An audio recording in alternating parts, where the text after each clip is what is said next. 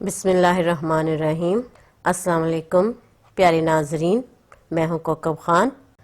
آج کی کہانی کا نام ہے یہ سال کیسا رہے گا۔ میرا سوال یہ ہے کہ کیا اس سال بھی میرا نصیب مجھ سے روٹھا رہے گا؟ کیا اس سال بھی میری شادی نہیں ہو سکے گی؟ آخر میرا محبوب مجھے کب ملے گا؟ ایک تو یہ ہمارا قومی مسئلہ جس کا شکار ہر دوسرے گھر میں سے ایک تیسرا فرد تو ضرور ہے، اور اسی باعث یہ سوال بھی اب تو قومی سوال کا درجہ پا چکا ہے، جو انتہائی دردناک لہجے میں پوچھنے والی کوئی بہت ہی بیچاری سی خاتون تھی، جس کی فریاد محبوب تک پہنچے گی بھی یا نہیں، لیکن اس کے انداز نے یقیناً کروڑوں نہیں تو لاکھوں دلوں کو تڑپا کر رکھ دیا ہوگا، اور کئی درد مند دل والے حضرات تو سامان باندھنے کو اٹھ کھڑے ہوئے ہوں گے۔ سخاوت تو یوں بھی آج کل کے نوجوانوں کے سینوں میں کوٹ کوٹ کر بھری ہوئی ہے۔ ماں کی ہزار آوازوں پر نہ اٹھنے والے بیٹے معشوقہ کی ایک پکار پر دوڑنے والے بانکے سجیلے بن جاتے ہیں۔ گھر والوں کے کہنے پر 1 کلو ٹماٹر تو لا نہیں سکتے، ہاں مگر کوئی صنف نازک 1 پاؤ چلغوزے بھی مانگ لے تو خود کو گروی رکھ کر بھی لے آتے ہیں۔ اور میرا خیال تھا اگر بڑی بڑی آنکھوں والی طرح دار سی میزبان بس اتنا ہی کہہ دے کہ ان موصوفہ سے شادی کون کرنا چاہتا ہے تو 1 منٹ میں رشتوں کی لائن لگ جائے گی، لیکن وہ فقط مسکرا کر بولی تو یہ، ہاں جی، تو مس فروا، شکیلہ کے اس سوال پر آپ کا حساب کیا کہتا ہے؟ اور مس فروا جو بنا دوپٹے کے جدید تراش خراش کے لباس میں ٹانگ پر ٹانگ چڑھائے بڑا اکڑ کر بیٹھی ہوئی تھیں، کچھوے کی مانند کچھ اور گردن نکال کر مسکرائیں۔ بہت اچھا سوال کیا ہے مس شکیلہ نے۔ لڑکی ہو یا لڑکا، یہ سوال سب کی زندگیوں میں بڑی اہمیت کا حامل ہے۔ یہ زندگی کا وہ رخ ہوتا ہے جو آپ کو ایک نیا موڑ دیتا ہے، اور مجھے یہ بتاتے بہت خوشی ہو رہی ہے کہ آنے والا سال بہت سے لوگوں کے لیے بہت سی خوشیاں لے کر آئے گا۔ بہت سے رکے ہوئے کام حل ہوں گے کیونکہ زحل اپنے مدار سے نکل آیا ہے، اور خاص طور پر جو شکیلہ کا ستارہ ہے وہ تو… ارے واہ، مجھے تو پتہ ہی نہیں تھا آپ بھی مارننگ شوز دیکھتے ہیں۔ اور پھر فروا کمال کا ستاروں کا حال، ہائے سچ میں کیا کمال کی باتیں کرتی ہے، 100% سچ، جو بتاتی ہے نا بالکل ویسا ہی ہوتا ہے۔ ابھی کچھ دن پہلے کسی نے اپنی جاب کے لیے پوچھا تھا، اس نے بتایا، لا حول ولا قوت، میں کیوں دیکھنے لگا یہ فضول خرافات، عجیب بے تکے سوالات اور اس سے بڑھ کر بے ڈھنگے جوابات۔ وہ تو یوں ہی سکرول کرتے اس کلپ پر ہاتھ لگ گیا، اور تمہاری باتوں سے لگ رہا ہے کہ تم بہت پابندی سے دیکھتی ہو ان محترمہ کے مارننگ شوز۔ حد ہے یار، تم سے مجھے ایسی بے وقوفی کی امید نہیں تھی۔ یہ سب تو چینل کے سکرپٹ کا حصہ ہوتا ہے۔ اپنے اپنے پروگرام کی ریٹنگ بڑھانے کے لیے آج کل ہر کسی نے ایسی ایک ماڈرن خاتون پکڑ کر بٹھا لی ہے، بھلا بتاؤ، جنہیں اپنے میچنگ کے کپڑوں، جوتوں اور میک اپ کے برانڈز ڈھونڈنے سے فرصت نہ ملتی ہو۔ ایسی خواتین کو علم نجوم کی الف بے کا بھی کیا پتا۔ یہ سب تو تک بندیاں چل رہی ہیں، یہاں ڈرامہ ہے یہ سب۔ فارغ عوام کو کام سے لگا رکھا ہے، اور جو کام سے لگے تھے انہیں فارغ کر ڈالا۔ ان جیسی عورتوں نے تو بنگالی بابا جیسے کئی اور بابوں کا کاروبار ٹھپ کروا دیا ہے، اور سب سے برا حال تو ان بیچارے طوطے والوں کا ہوا ہے جو فٹ پاتھ پر ٹاٹ بچھائے 10-10 20-20 روپوں میں فال نکالا کرتے تھے۔ اچھا بھلا کما کر شام میں وہ بھی بچوں کو دال روٹی کھلا دیتے ہوں گے، لے کر اس پر بھی ان لوگوں نے لات مار دی۔ اب میں نے کبھی کسی فٹ پاتھ پر ان فال نکالنے والوں کو نہیں دیکھا، چلتا کر دیا سب کو۔ کوئی کیا جانے کتنی آہیں سمیٹے بیٹھی ہیں یہ حسن کے چلتے پھرتے شاہکار۔ میں نے سیل فون ٹیبل پر رکھ کر گرما گرم کافی کا مگ اٹھا لیا جو بیگم میرے لیے بنا کر لائی تھی، اور اس نے گھنی پلکیں اٹھا کر خفگی سے مجھے دیکھا تھا۔ آپ تو ٹھیک ٹھاک بدگمان ہو رہے ہیں، سب کو ہی جھوٹ کا پلندہ قرار دے دیا، جبکہ اب ایسا بھی نہیں، اور ان کی وجہ سے کسی کا کاروبار کیوں خراب ہونے لگا؟ ان پڑھ بابوں اور فال نکالنے والوں سے آج کل کے اسٹرولوجر کا بھلا کیا مقابلہ؟ اب فروا کمال کو ہی لیجئے، بہترین یونیورسٹی کی ڈپلومہ ہولڈر ہے۔ تم نے دیکھی ہے اس کی ڈگری؟ دیکھی تو نہیں، لیکن اس نے خود بتایا تھا کہ وہ دہلی کی یونیورسٹی، اور تم نے یقین کر لیا۔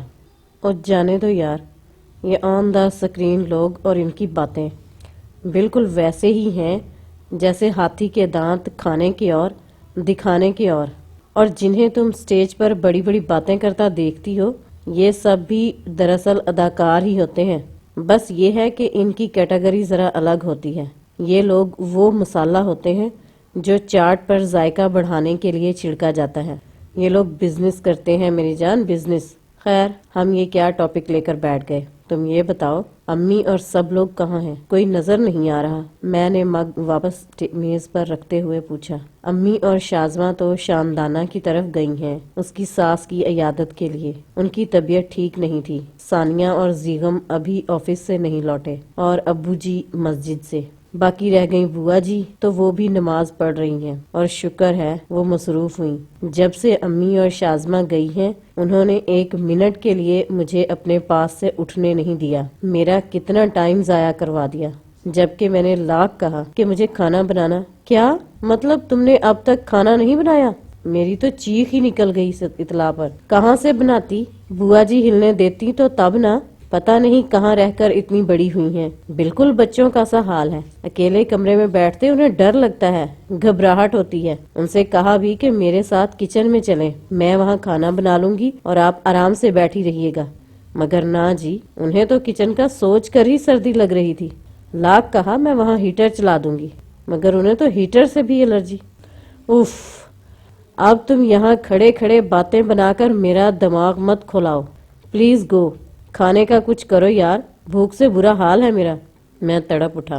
اچھا نا، جا رہی ہوں۔ وہ میں یہ کہہ رہی تھی کہ آپ بوا جی کے روم میں چلے جائیں، اگر وہ یہاں آ گئی نا تو پھر آپ کو پتہ ہے ان کا، ایک تو وہ کمرے کی ہر چیز کا بغور جائزہ لیں گی اور پھر… اچھا بابا، میں نے سن لیا، مجھے پتہ ہے بوا جی کا، میں چلا جاتا ہوں ان کے روم میں، لیکن پلیز فار مائی سیک تم تو کچن میں چلی جاؤ، یا آج بھوکا مارو گی مجھے۔ توبہ ہے، کیسی الٹی سیدھی باتیں کرتے ہیں۔ جا رہی ہوں میں، اور آپ؟ وہ دروازے تک جاتے جاتے پھر پلٹی۔ وہیں جا رہا ہوں میری جان کی دشمن، آفس سے تھکا ہارا آیا ہوں، اور بجائے اس کے کہ تم میرے آرام کی فکر کرو الٹا مجھے زبردستی بوا جی کے پاس بھیج رہی ہو۔ یاد رکھنا اس ظلم پر میں قطعاً معاف نہیں کروں گا تمہیں۔ میں نے اسے گھورا، اور اس نے کچھ کہنے کو لب کھولے ہی تھے کہ بوا جی کی پکار نے جہاں اس کے پیروں میں پھرکی باندھی وہیں میں بھی چھپاک سے باہر تھا۔ آئے ہائے، آئے ہائے، کیا زمانہ ہوا کرتا تھا وہ بھی، جب ہر گھر کی صبح اللہ کے پاک نام سے ہوا کرتی تھی۔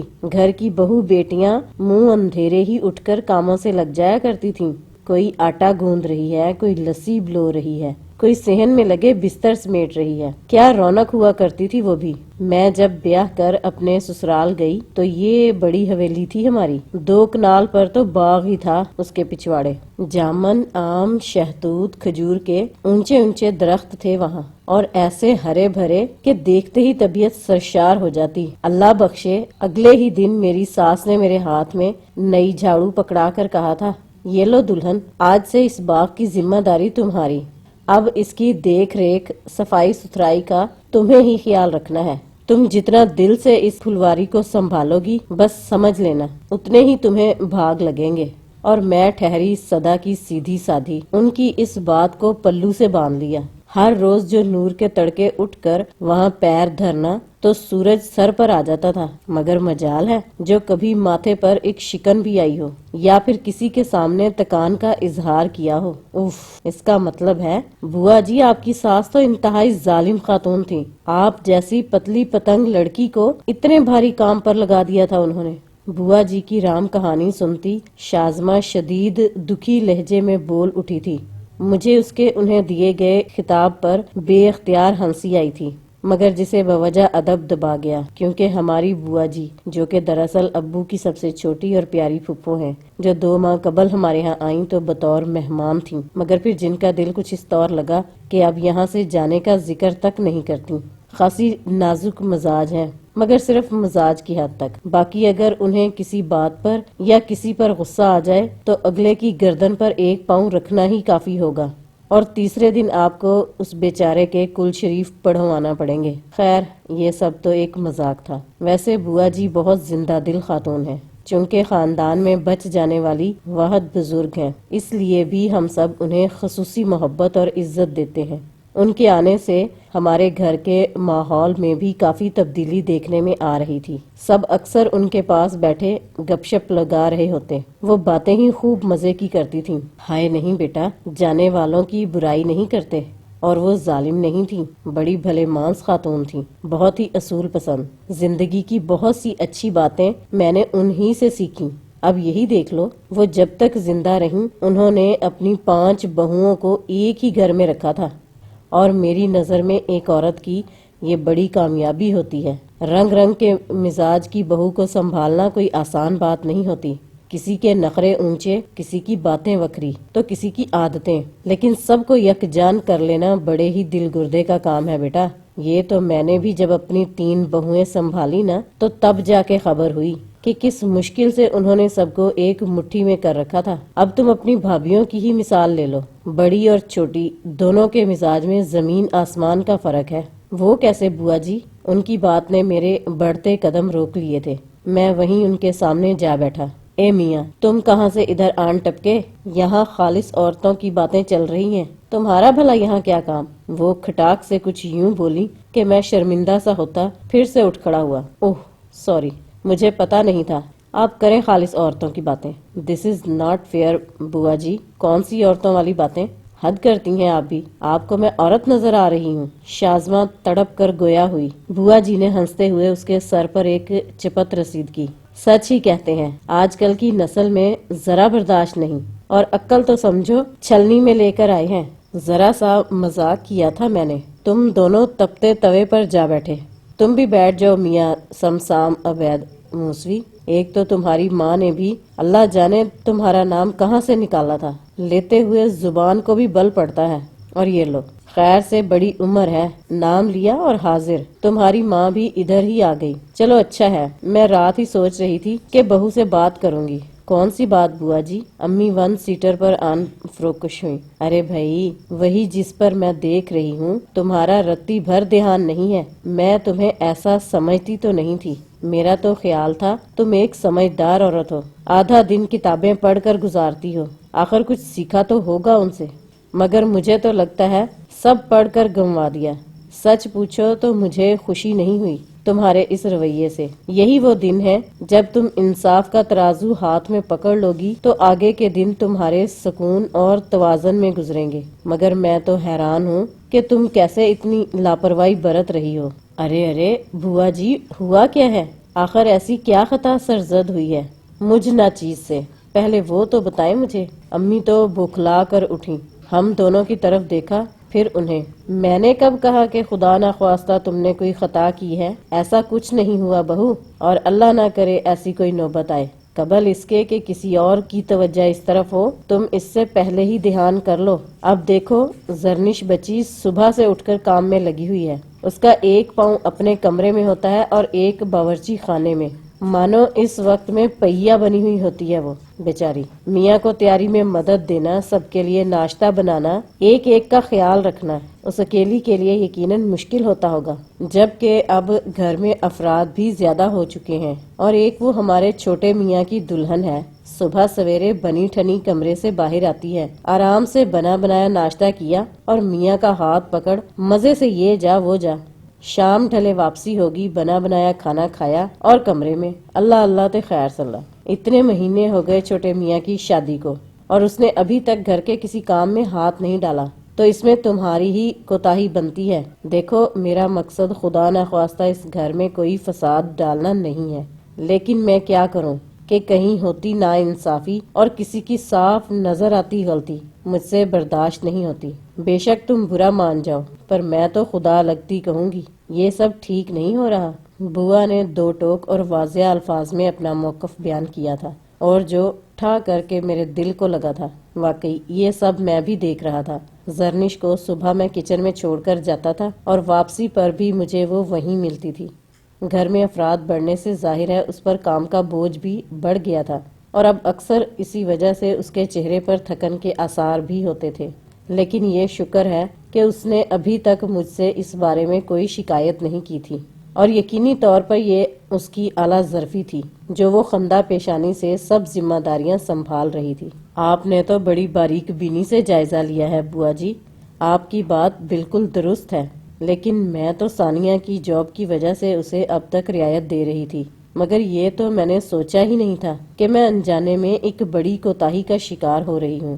ایسے میں تو زرنش کے ساتھ زیادتی ہو رہی ہے اور یہ واقعی ٹھیک نہیں ہو رہا۔ اب آپ ہی بتائیں اس مسئلے کا کیا حل نکالا جائے؟ امی کو بھی فوراً احساس ہوا تھا، انہوں نے بوا جی سے ہی مدد مانگ لی۔ میں نے بھی تین بہویں سنبھالی ہیں اور جب تک انہیں ایک گھر میں رکھا تینوں کے درمیان پورے گھر کے کام بانٹ رکھے تھے، اور یہ بھی ہدایت کر رکھی تھی کہ اگر کبھی کوئی بحالت مجبوری اپنی ذمہ داری پوری نہ کر سکے تو دوسری اس کی مدد کر دے تاکہ کسی اور وقت میں اسے بھی آسانی میسر آ سکے۔ یوں مل جل کر گھر کا نظام چلتا رہتا تھا۔ ان کے درمیان نا اتفاقی اور نا چاکی کا امکان بھی کم رہتا ہے کہ اس طرح انہیں بھی ایک دوسرے کی اہمیت اور ضرورت محسوس ہوتی رہتی تھی۔ تم میری مانو تو اسی طرح ان دونوں میں کام کی تقسیم کر دو۔ صبح پہلے چھوٹی بہو باورچی خانے میں جائے اور اپنا اور میاں کا ناشتہ بنا لے تاکہ اسے پھر دفتر کے لیے میاں اور خود اپنی تیاری میں آسانی رہے گی، اور باقی سب کے لیے جیسے روز زرنش بناتی ہے وہ ویسے ہی بنائے۔ یوں اس کے لیے کام بھی کم ہو جائے گا اور میاں کو تیاری کروانے میں بھی آسانی ہوگی۔ صفائی ستھرائی اور کپڑوں کی دھلائی کے لیے ملازمہ آتی ہے نا، اسے تم خود دیکھ لیا کرو۔ ارے تم بھی ذرا کتابوں سے سر اٹھا کر چلا پھرا کرو، اس طرح صحت بھی بہتر رہتی ہے اور سارے گھر کی خیر خبر بھی۔ اور دوپہر میں تو سارے مرد باہر ہوتے ہیں، ہلکے پھلکے ناشتے کھانے سے کام چل جاتا ہے۔ شام کا کھانا ثانیہ بہو کے ذمہ لگاؤ، اگر وہ نوکری کرتی ہے تو یہ اس کا شوق اور اس کے میاں کی مرضی ہے، اگر اسے کوئی مسئلہ لگتا ہے تو صاف کہو، پھر نوکری چھوڑ دے اور آرام سے گھرداری کرے جیسے زرنش کر رہی ہے۔ اور پیچھے بچی ہماری شازمہ گڑیا تو یہ دونوں بھابھیوں کا برابر ہاتھ بٹایا کرے گی،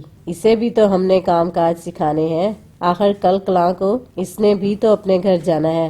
کیوں، کیا خیال ہے؟ ٹھیک ہے نا؟ بوا جی اسے دیکھتے شرارت سے مسکرائیں۔ وہ منہ بسورتے اٹھ کھڑی ہوئی۔ اوہو بوا جی، آپ کی باتوں میں لگ کے بھی نا بالکل کسی بات کا احساس نہیں رہتا۔ مجھے یونی کے لیے تیار ہونا تھا، بھائی میں تو چلی۔ ارے آرام سے، یہ ہوا کے گھوڑے پر سوار کہاں اڑتی جا رہی ہو؟ ابھی میری ساری محنت ٹھکانے لگ جاتی۔ اندر آتی زرنش نے ہاتھوں میں تھامی ناشتے کی ٹرے کو بمشکل الٹنے سے بچایا، جو شازمہ کا بازو لگنے سے زمین برد ہونے والی تھی۔ اوہ سوری بھابھی، سوری، مجھے پتا ہی نہیں تھا کہ آپ کی سواری باد بہاری سامنے سے آ رہی ہے، ورنہ میں اپنی سواری کو پہلے ہی بریک لگا لیتی۔ خیر شکر ہے کہ بچت ہو گئی، نہیں تو صبح صبح یہ سانحہ میری شامت بلا دیتا۔ لو بھلا ثانیہ کو تم سے کیا شکایت ہے؟ ارے میں ہوں یہاں، کسی کی مجال جو میری گڑیا کو کچھ کہے۔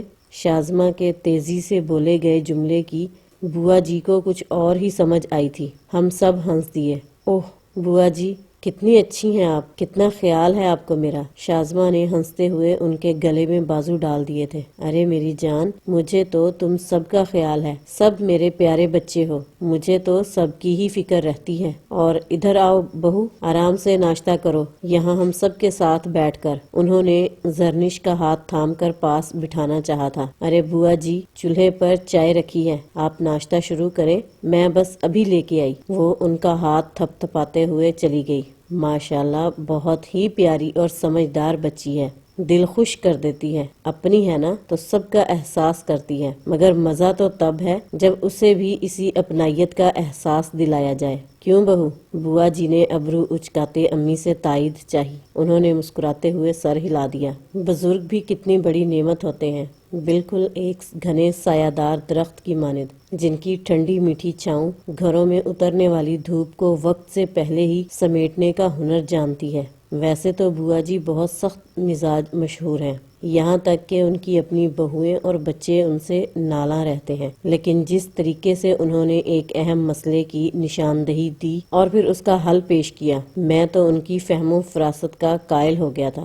زرنش میری بیوی ہے، مجھے اس سے محبت بھی ہے، فطری طور پر مجھے اس میں خوبیاں ہی دکھائی دیتی ہیں۔ اگر کبھی کوئی کوتاہی نظر سے گزری بھی ہو تو شاید میں نے توجہ نہیں دی، اور میرے علاوہ گھر میں بھی اب تک کسی کو خاص شکایت نہیں ہوئی، بلکہ سب ہی اس کے رویے سے خوش اور مطمئن ہیں۔ بلا شبہ وہ اچھی بیوی ہی نہیں، اچھی بہو بھی ثابت ہوئی تھی، اور اب تو یہ صرف میرا ہی خیال نہیں تھا بلکہ بوا جی نے بھی حمایت کر دی تھی۔ اور بھائی، جب آپ کی پیاری بیوی کی خاندان کے بزرگ بھی تعریف اور توصیف کریں تو پھر سیروں خون تو بڑھتا ہی ہے۔ میرا دل پہلے سے کہیں بڑھ کر سرشار تھا۔ آج کی صبح مجھے ہر روز سے کہیں زیادہ حسین لگ رہی تھی، اور وہ بھی تبھی تو میری نگاہ اس کے چہرے سے ہٹ ہی نہیں رہی تھی۔ میں آئینے میں خود کے بجائے اسے ہی دیکھ رہا تھا۔ کیا ہوا؟ ایسے کیا دیکھ رہے ہیں؟ سب چیزیں تو نکال دی ہیں آپ کی، یا پھر کچھ بھول گئی ہوں میں؟ وہ الماری کا پٹ بند کرتی فکر مند ہوئی تھی۔ بہت ہی اہم چیز بھول گئی ہو ڈیئر وائف۔ میں نے مصنوعی خفگی سے اسے گھورتے اور بکھلا دیا۔ اوہ میرے اللہ، اب کیا رہ گیا؟ دیکھیں، اب پہیلیاں مت بجھوانے لگ جائیے گا۔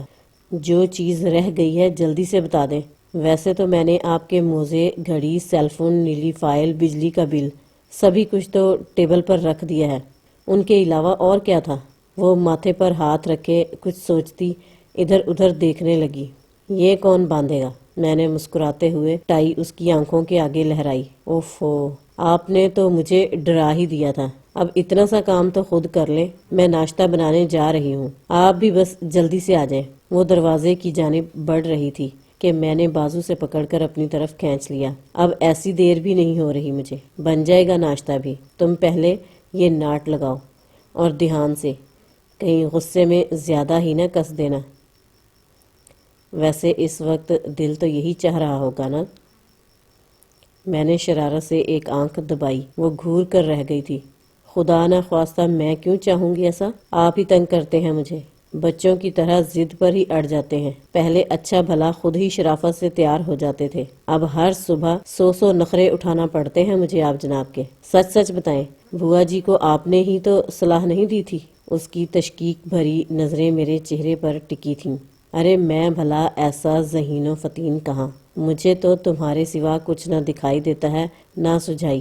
یہ سب کچھ تو بوا جی کا اپنا دانشمندانہ مشاہدہ تھا، جس کے ثمرات اس وقت مجھے مل رہے ہیں۔ انہیں ہی فکر ہو رہی تھی تمہاری کہ بہو صبح سے رات تک کچن کی چکی میں پس رہی ہے، اور یہ گھر صرف اس کی تو ذمہ داری نہیں ہے نا؟ اب ثانیہ کو بھی اس کا ہاتھ بٹانا چاہیے، اور خصوصاً اس وقت میں سارے گھر سے زیادہ صرف میرا خیال کرنا چاہیے۔ اینڈ بلیو می، میں ان کے اس بہترین فیصلے پر دل سے ان کا شکر گزار ہوں۔ وہ ہم سب سے ہی نہیں، تم سے بھی بہت پیار کرتی ہیں، اور یہ سب انہوں نے تمہارے ہی بھلے کے لیے کیا تھا۔ لیکن کیا تم خوش نہیں ہو؟ مجھے فکر لاحق ہوئی تھی۔ ناٹ لگاتا اس کا ہاتھ تھاما۔ اس نے نفی میں سر ہلاتے نچلے لب کا کونا دانتوں میں داب لیا، لیکن چہرے پر پھیلتا گلابی پن اور وہ مسکراہٹ جو وہ مجھ سے چھپانا چاہتی تھی، وہ اس کی چمکتی آنکھوں سے چھلک چھلک پڑ رہی تھی۔ میں نے بھی ستانے کو جھٹ سنجیدگی کا لبادہ اوڑھ لیا۔ جب تم خوش ہی نہیں ہو تو مت کرو میرا کوئی بھی کام، اور جا کر اپنا کام کرو۔ میں نے اس کے ہاتھ پرے کر دیے۔ وہ کاندھے جھٹکتی پیچھے ہٹ گئی۔ Okay, as you wish. میں اپنا ناشتہ بنانے جا رہی تھی، لیکن اگر آپ چاہیں تو پہلے جا کر اپنا ناشتہ بنا لیجئے، کہیں آپ آفس سے لیٹ نہ ہو جائیں اور وہ آپ کا کھڑوس باس آپ کو صبح سویرے ہی جھاڑنے لگے۔ ارے ارے اللہ کی بندی، یہ اس وقت کس کا تذکرہ نکال بیٹھی ہو؟ چنگیز خان کا بچہ کہیں میرے متھے لگ ہی نہ جائے۔ اور مذاق برطرف، اب جلدی سے جا کر ناشتہ بناؤ، کہیں سچ میں دیر نہ ہو جائے۔ چلو چلو جلدی کرو۔ میں اپنی چیزیں سمیٹنے لگا، وہ بھی ہنستی ہوئی کمرے سے نکل گئی۔ میں اس کے پیچھے ہی کچن میں آیا تھا، اسے عین دروازے میں سر تھامے کھڑے پایا۔ میں تو گھبرا ہی گیا، لپک کر اس تک آیا۔ کیا ہوا؟ ایسے کیوں کھڑی ہو؟ آپ نے بوا جی کو کوئی صلاح دی تھی یا نہیں؟ لیکن اب تو شک ہی نہیں بلکہ پکا یقین ہے کہ انہیں ایسا عظیم مشورہ میرے کسی دشمن نے ہی دیا تھا۔ اف، دیکھیں تو آج پھر ثانیہ اتنا پھیلاوا کر گئی ہے۔ کسی بھی چیز کو واپس اس کی جگہ پر رکھنا تو جیسے اس کی شان کے خلاف ہے۔ مجال ہے جو، اوہ گاڈ، زرنش کی بچی، تم نے مجھے ہلا کے رکھ دیا۔ یہ بھی کوئی بات ہے یوں پریشان ہونے والی؟ یار سمجھا کرو، اس نے آفس جانا ہوتا ہے، اسے جلدی ہوتی ہے۔ تم یہ کیوں نہیں دیکھ رہی کہ وہ کم از کم اپنا اور زیغم کا ناشتہ تو بنا لیتی ہے؟ تمہاری ذمہ داری میں کچھ تو کمی آئی ہے نا؟ اور اس پھیلاوے کا کیا ہے؟ سمٹ جائے گا۔ تم یہ سب چھوڑو، میرے لیے ناشتہ بناؤ، ہری اپ۔ میں کرسی کھینچ کر بیٹھ گیا، وہ بھی بڑبڑاتے ہوئے چولہے کی جانب بڑھ گئی۔